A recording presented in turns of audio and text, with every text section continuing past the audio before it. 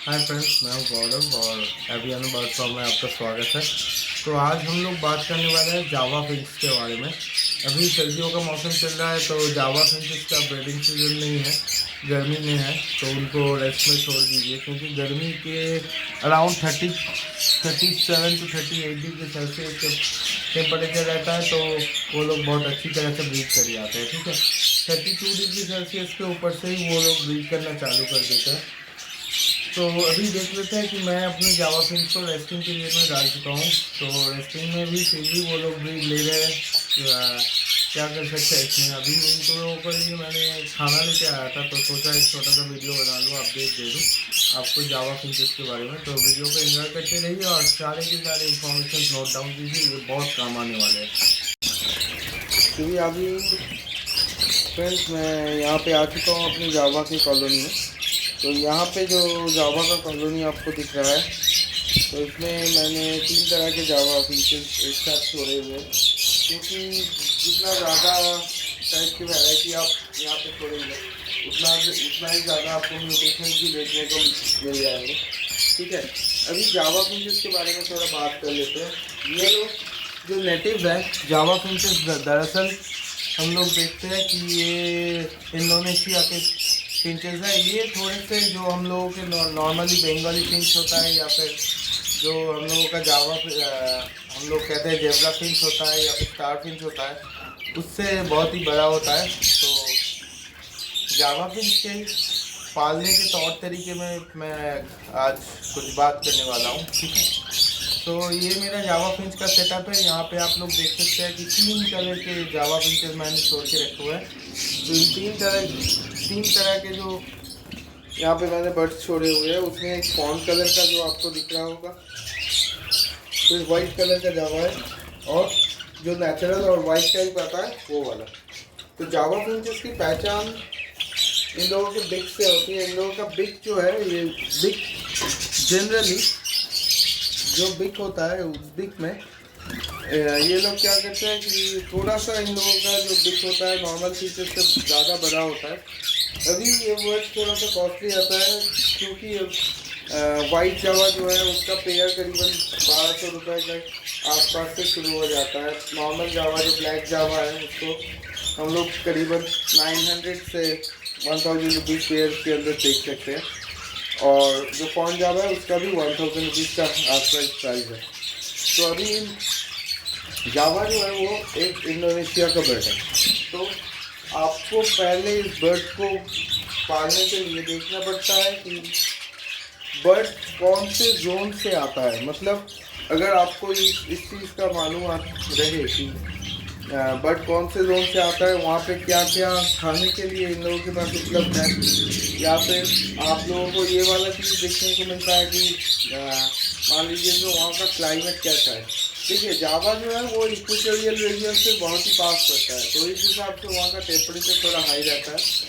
और जावा फिंच का जो स्पीशीज़ होता है वो होता है ओराइजी घोड़ा, क्योंकि ज़्यादातर इन लोगों को जो बोला जाता है राइस फिंचेस भी बोला जाता है, या फिर हम लोग कह सकते हैं पैडी फिंचेस भी बोला जाता है, क्योंकि ये लोग ज़्यादातर चावल खाने में बहुत ज़्यादा इंटरेस्ट दिखाते हैं। ठीक है, अभी क्या होता है कि जावा को पालने के लिए आपको यहाँ पे 2-3 चीज़ों की ध्यान रखनी होगी।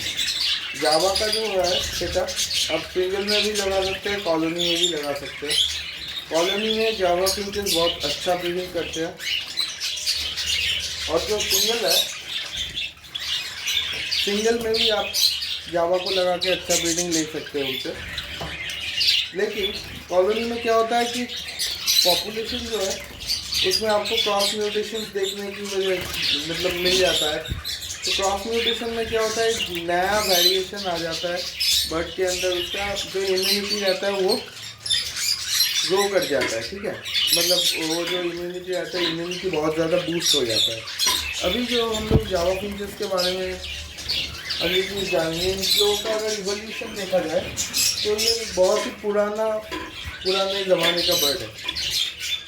तो ज़्यादातर क्या होता था, जब जावा रीजन में जब भी पैडी का कल्टीवेशन होता था, तो ये सारे के सारे बर्ड्स जो है वहाँ पे पेस्ट के तौर पे इन बर्ड्स को माना जाता था, क्योंकि ये लोग जाके धानों की खेती का या फिर पैडी फील्ड और राइस फील्ड की खेती का बहुत ज़्यादा नुकसान कर देते, क्योंकि इनको पैडी खाना बहुत पसंद है, ठीक है। और ज़्यादातर ये लोग जो फीचर्स हैं, ये फीचर्स ज़्यादातर अपने पैडी के ऊपर ही डिपेंड करते हैं। और पैडी इन लोगों का जो मेन सोर्स ऑफ स्टार्च है, इन लोगों का मेन सोर्स ऑफ न्यूट्रिशन भी है, तो आपको इसको देना ही है। तो अभी टेम्परेचर की बात करते हैं। टेम्परेचर जो है, इसका टेम्परेचर करीबन 32 डिग्री के आसपास आप अगर मेंटेन कर पाए तो सही है। 37-38 डिग्री सेल्सियस में ये बहुत ही ज़्यादा अच्छा ब्रीडिंग करने चालू कर देते हैं। आपको ये चीज़ ध्यान रखनी है कि आप जहाँ पे जावा का कॉलोनी लगा रहे हो वहाँ पे ह्यूमिडिटी बराबर हो, क्योंकि इंडोनेशिया में जहाँ पे ये पाए जाते हैं वहाँ पे ह्यूमिडिटी करीबन 70 के ऊपर से 99 डिग्री, यहाँ तक कि 100 डिग्री सेल्सियस भी चले जाते हैं, ठीक है। तो अगर जावा फिंच आपको लगानी है पेयर में कॉलोनी में, तो आपको पहला चीज़ जो है, आपको टेम्परेचर की ध्यान रखनी है। कोशिश करें कि आपका जो रूम टेम्परेचर है वो 36 से 37 डिग्री हो। हमारे यहाँ पे इंडिया में तो अभी हम लोगों का सर्दियों का मौसम चल रहा है, लेकिन गर्मी के टाइम पे यहाँ पे मिनिमम 35 से 36 डिग्री सेल्सियस टेम्परेचर रह जाता है और 37-38 डिग्री रीच कर जाता है। और रात के टाइम पे यहाँ पे 30 के आसपास ही टेम्परेचर रहता है। तो मार्च अप्रैल से लेके एकदम अक्टूबर तक आपको जावा फिंचेस की ब्रीडिंग दिखाई देने लगेंगे। अभी जो दूसरा चीज़ है, खाने में जावा फिंच को हम लोग क्या क्या दे सकते हैं, इसके बारे में हम लोग थोड़ी बात करते हैं, ठीक है। तो पहले देख लेते हैं कि कैसे समझे कि जावा फिंच का मेल और फीमेल कौन सा है। अगर जावा का देखा जाए तो जावा फिंच का जो मेल होता है उसके आँखों के साइड में जो रिंग होता है वो ब्राइट रेड कलर का एक मोटा सा रिंग होता है। जो पतला वाला होगा उस पतले रिंग में आपको, जैसे कि बीच में अभी जो दिख रहा है ब्लैक जावा, तो बीच में ठीक स्ट्रेट खड़ा हुआ है, तो उसमें जो ब्लैक जावा दिख रहा है उस ब्लैक जावे के अंदर आप देख सकते हो दैट्स अ मेल, ठीक है। और बगल में जो बैठी हुई है वो फीमेल है, क्योंकि आई का जो रिंग है, आई का रिंग बहुत पतला है। आई का रिंग जब पतला होगा that will be a female, eye का रिंग जब मोटा होगा that will be a male. Now next one is, जब कभी भी जावा फिंच आपको अगर लानी है तो ख्याल रखिए कि उसमें अगर मेल का रेशियो ऐसा हो 3:5 के हिसाब से मेल फीमेल का रेशियो आप ला सकते हो, ठीक है। क्योंकि कॉलोनी ब्रीडिंग में जावा फिंचेस ज़्यादा उतना ज़्यादा तो फाइट नहीं करते, लेकिन फिर भी जब फाइट करते हैं तो वो दूसरे बर्ड्स के ब्रीडिंग को बर्बाद कर देते हैं। तीसरा चीज़ है जावा फिंचेस की नेस्टिंग कैसे करें। आप मटकियाँ लगा लें, जो बजरी का मटकी है, बजरी के लिए हम लोग जो यूज़ करते हैं आप सामने देख सकते हैं, उस टाइप का एक मटकी लगा लें। वो कम से कम 9 इंच साइज़ का अगर हो सके, या फिर 8 इंच साइज़ का आप मटकी ले लें। तो उसके अंदर आपको थोड़े से घास सुखा के उसके अंदर नेस्टिंग मटेरियल के हिसाब से डालना है, ठीक है। अभी जावा फिंच का जो है दूसरा चीज़ ये है कि जब नेस्टिंग मटेरियल आप डाल रहे हो ना, तो उसमें वो आप क्या कर सकते हो, उसके अंदर जो पैडी का जो हस्क आता है, मतलब हम लोग बंगाली में उसको खड़ बोलते हैं, और आप लोग उसको जो मतलब चावल निकालने के बाद जो हस्क रहता है उसको भी आप यूज़ कर सकते हो, क्योंकि ये नेचुरल तरीके से हस्क से ही अपना नेस्ट बना लेती है, ठीक है। अभी जो है ये चीज़ की ड्यूरिंग जावा फिंचेस ब्रीडिंग आपको क्या क्या करना है।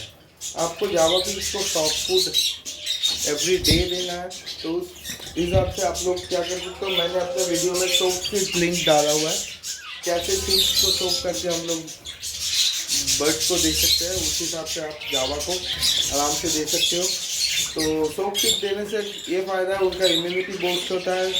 अगेन सोप फीड जो है वो वाला बहुत ज़्यादा सॉफ्ट हो जाता है, इस वजह से बर्ड्स को खाने में आसानी होती है। तीसरी चीज़ है सोप फीड की वजह से उसमें बहुत सारे एंजाइम्स आ जाते हैं, और एंजाइम्स और विटामिन बहुत ज़्यादा रहते हैं ड्राई फीड के मुकाबले। तो आप कोशिश कीजिए कि जितना ज़्यादा सॉफ्ट फीड अपने बर्ड को दे सके, कोई भी बर्ड हो तो उतना अच्छा है, क्योंकि वो बॉडी को रिहाइड्रेट भी करता है। ठीक है।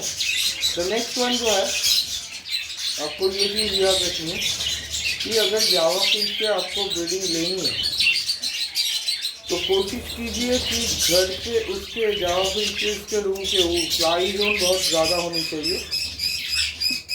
जो केज है मिनिमम एक कॉलोनी के लिए आपको 3x2 का केज लेना है। उसको आपको एक साथ अगर बर्ड्स को रखना है तो 3x2 के हिसाब से आप उसमें छोड़ सकते हैं। करीबन 5 पेयर के लिए आप 6 मटकी लगा लीजिए और आपको ब्रीडिंग का रिजल्ट देखने के लिए मिल जाएगा। ठीक है। अभी आ जाएंगे हम लोग इसके खाने के ऊपर कि जावा फिश को हम लोग किस तरह का खाना देते हैं। देखिए, सॉफ्ट फीड के हिसाब से आप सॉफ्ट फीड का तो देख सकते हो। उसके अंदर आपका हो गया भुट्टा जो सोक किया हुआ है, पैडी, फिर कंगनी, इनको आप भिगो के दे सकते हैं। फिर आप वो और भी आपको अगर मैश कॉर्न मिल जाए या फिर कोई भी मैश चना मिल जाए तो भी ये आराम से उसको खा लेते हैं। ठीक है। साथ में नाइजर सीड जो ब्लैक सीड के नाम से आता है उसको आप ज़रूर दिया कीजिए। और इन लोगों का एक्सट्रीम डाइट फूड जो है, मतलब बहुत ही इम्पोर्टेंट ज़्यादा डाइट में रखना चाहिए आपको, वो चीज़ है धान और पैडी। ठीक है। अभी जावा फिश का मैं आपको खाना दिखाता हूँ, फिर उसके बाद आपको पता चल जाएगा कि जावा फिश के फीड मिक्स में आपको क्या डालना है। ठीक है। तो दोस्तों, मैंने यहाँ पे जो है अपने जावा के सीड्स के बारे में अभी आपको बताना चालू किया है। ठीक है। तो यहाँ पे आप देख सकते हो जावा के सीड्स के लिए जो बेस फूड है वो हम लोगों का मोटा कंगनी है, फिर पतला कंगनी है, फिर उसके साथ लाल जो मिलेट आता है, रेड मिलेट, मैंने उसको मिलाया, थोड़ा बहुत बाजरा डाला हुआ है। देखिए, धान का मिकदार इसमें बहुत ज़्यादा है। ठीक है। अभी जो उसके साथ हम लोगों ने कुछ ओट्स मिलाए हुए हैं। धान आपको देना ही है, करीबन 20% के आसपास आपको धान रखना है। साथ में कुट्टू में और यहाँ पे तो मैंने कुछ उसको सनफ्लावर सीड्स को भी रखा हुआ है। तो ये लोग इस सीड्स को आराम से खाते हैं। और ये ब्रीडिंग मैं जो अभी आपको दिखा रहा हूँ ये ब्रीडिंग मिक्स है। ठीक है। साथ में आपको और भी एक चीज़ दिखाता हूँ। मैंने यहाँ पे जो दिया हुआ है अभी सुबह के सॉफ्ट फूड के हिसाब से, मैंने यहाँ पे जो डाला हुआ है वो बॉइल्ड राइस है। आप देख सकते हो वहाँ पे बॉइल्ड राइस। अभी मैंने वो बॉइल्ड राइस डाल दिया है तो बर्ड्स इसको बॉइल्ड राइस को भी बहुत शौक से खाते हैं। और बॉइल्ड राइस की वजह से इन लोगों का जो बॉडी का ग्रोथ होता है, बॉडी का ग्रोथ भी बहुत अच्छा है। हफ्ते में 1 दिन या फिर मैक्सिमम 2 दिन आप उनको बॉइल्ड राइस दिया कीजिए।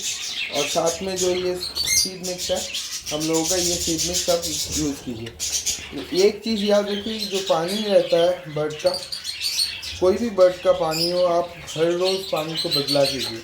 ठीक है। अगर आपके पास टाइम नहीं है तो दिन में कम से कम 1 बार पानी को बदला कीजिए, क्योंकि पानी की ज़रूरत इन लोगों को बहुत ज़्यादा होती है और ये बर्ड जो है बहुत ज़्यादा पानी में नहा लेती है। ठीक है। तो पानी का इस्तेमाल ज़रूर करें, बखूबी करें।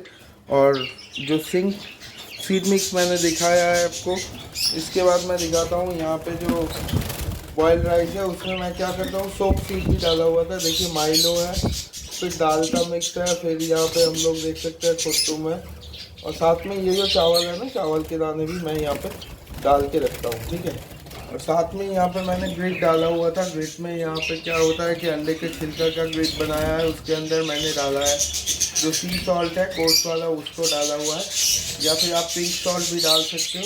और साथ में इसके अंदर आप जो मिनरल और विटामिन ब्लॉक्स है उसको चूड़ा करके डाल दीजिए, वो आराम से खाते हैं। ठीक है। तो दोस्तों, यहाँ तक आप अगर ऐसे मेंटेन करेंगे तो आपकी जावा फिंचेस का ब्रीडिंग बहुत अच्छा आएगा।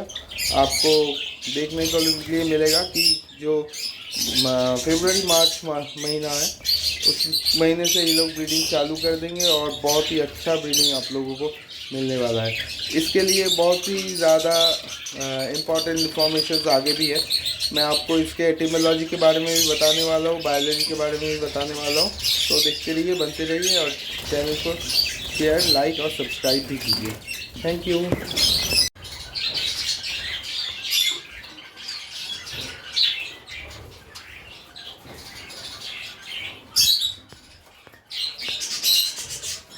जैसा आप यहाँ पे देख सकते हैं कि